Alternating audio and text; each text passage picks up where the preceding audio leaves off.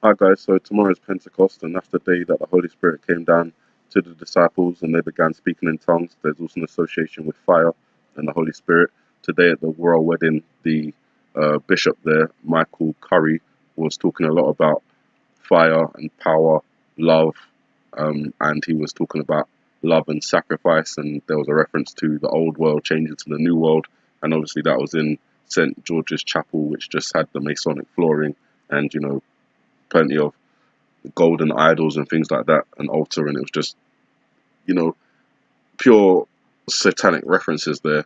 Although the message that was conveyed appeared to be about love, it was it had dark connotations to it.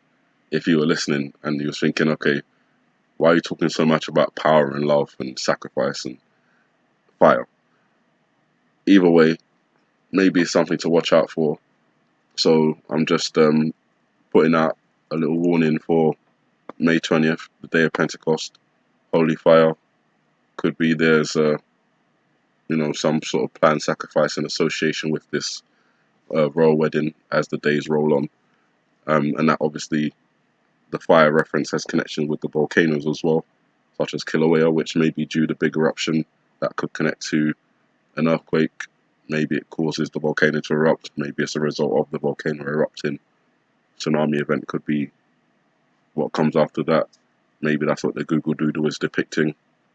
Again, not exactly sure. This is just what we're seeing, or at least what I'm seeing, and just showing to you. And Yellowstone as well. Does the USGS, NASA, and other government agencies know more than they are leading people to believe when it comes to the Yellowstone supervolcano? The largest active geyser in the world, which is Steamboat, has erupted for the 5th time this year. The last report I did, it erupted for 4 times, so it's already more active than it was in 2014, which is the last time it had a series of eruptions. This is prompting the general public to wonder if an eruption of the supervolcano is imminent. Scientists from the United States Geological Survey have been trying to quell people's fears that the magma chamber may explode by producing a series of information and awareness videos explaining how everything should be okay for the time being.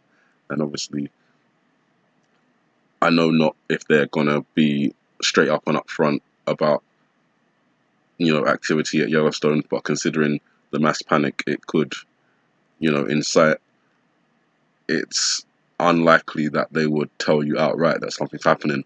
Um, I think in the way that they would tell people something's happening is releasing reports about activity at Yellowstone, such as geysers erupting or earthquakes happening, which indicate magma movement. Again, there's been earthquakes at Yellowstone before, but the biggest geyser at Yellowstone doesn't erupt every year. It's not like Old Faithful, so having it erupt for the 5th time this year, while another volcano, Kilauea, is going off, which may be connected in some way, could be significant.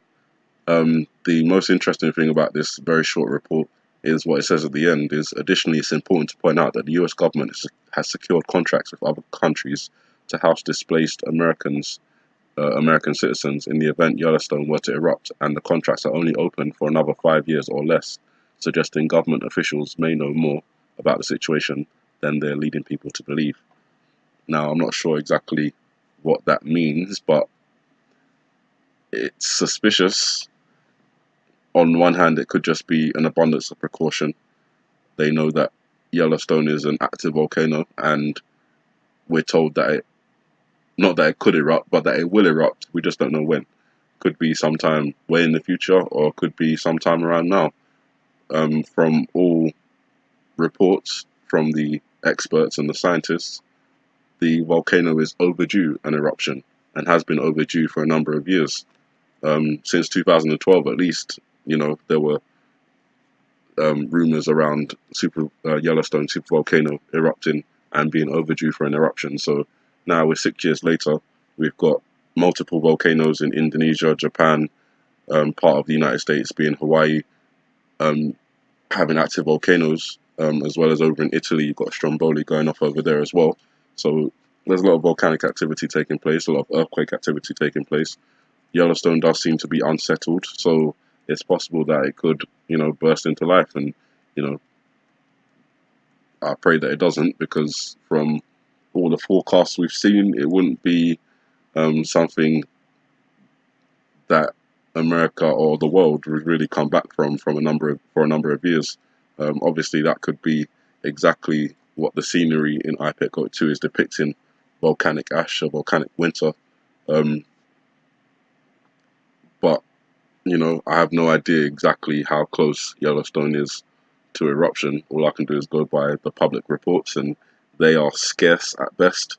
But at least I can say for the fifth time this year, the Steamboat Geyser at Yellowstone has erupted, and that may signal something bigger to come. It was similar small activity at Kilauea as well before it erupted, so maybe it is something to pay attention to. Iran and Russia are beginning to use cryptocurrencies to circumvent the sanctions coming from the US.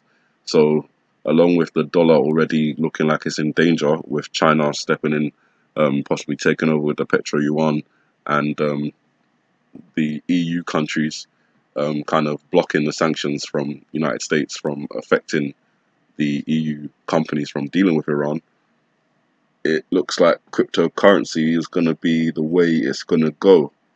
So I think it's significant that you've got, two major players, Iran and Russia, as well as China, stepping into the cryptocurrency market. And I think China's kind of resembles a sideways dollar and also a snake as well at the same time. But I think what's important is, it's already been in place for a number of months, even though it's not available to trade on any major marketplace. But it's already the best performing stock on Nasdaq, and it has been when this report was published for the last 2 months, and that was in December. So I think since then it's just continued to perform quite well, and it's not even available to trade on major markets. So when it does become available to trade on major markets, it's probably going to take off, which just again emphasizes the fact that China's positioned itself economically. They're quite strong militarily now. Obviously, they're not as strong as other countries, but they've got the biggest army. Their tech isn't that far behind anymore. So, they've got hypersonic missiles, which they've tested this year as well. Quite aggressively pushing in the South China Sea.